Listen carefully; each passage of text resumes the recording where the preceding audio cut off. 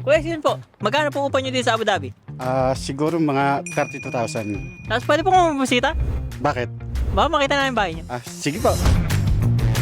Ito po yung bahay namin. Bali, ito yung pinakasala namin. Tapos dito yung tulugan namin. Ito po yung wife ko.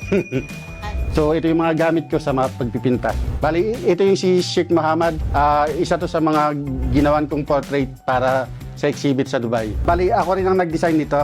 Bali, ito kangkong, tapos upo. Ito yung ampalaya, tapos yan, kalabasa.